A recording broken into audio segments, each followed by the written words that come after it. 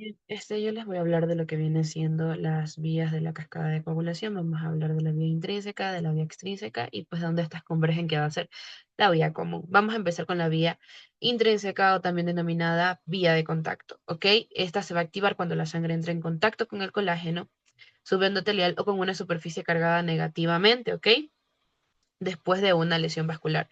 El primer factor que se va a activar va a ser el factor 12 y este pues va a pasar a ser el factor 12A.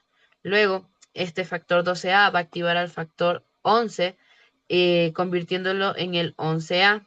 El factor 11A va a activar al factor 9 y va a convertirlo en el factor 9A. Recordemos que que la letra A va a significar activado como tal, ¿ok?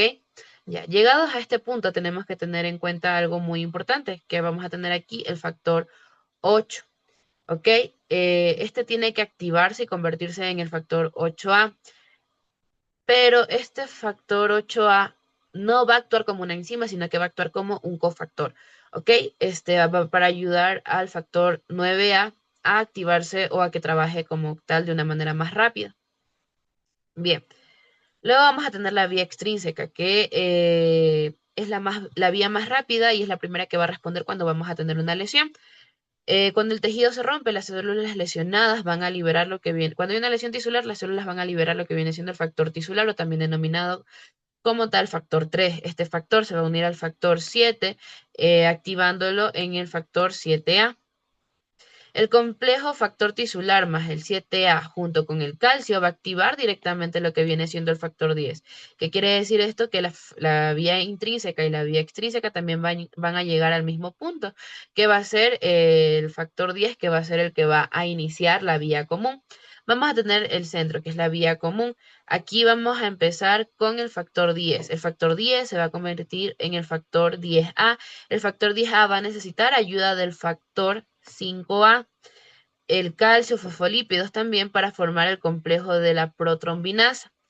¿Ok? Este nos va a ayudar a transformar la protrombina, que va a ser el factor 2, en trombina, que va a ser el factor 2A. ¿Ok? La trombina como tal va a ser una de las enzimas más importantes dentro de todo lo que viene siendo esta coagulación porque realiza muchas funciones. La principal va a ser transformar el fibrinógeno en fibrina. El fibrinógeno también denominado factor 1 o fibrina también denominado factor 1A. ¿Ok? La fibrina más que nada va a formar una red de fibras que va a atrapar las plaquetas, los eritrocitos y otras células sanguíneas para poder formar el coágulo. También tenemos que tener en cuenta que la trombina va a activar el factor 13, convirtiéndolo en el factor 13A. Este va a unir las fibras de fibrina entre sí mediante enlaces cruzados, haciendo que este coágulo sea fuerte y estable. Por esto aquí al final vamos a tener como resultado el coágulo de fibrina estable en sí.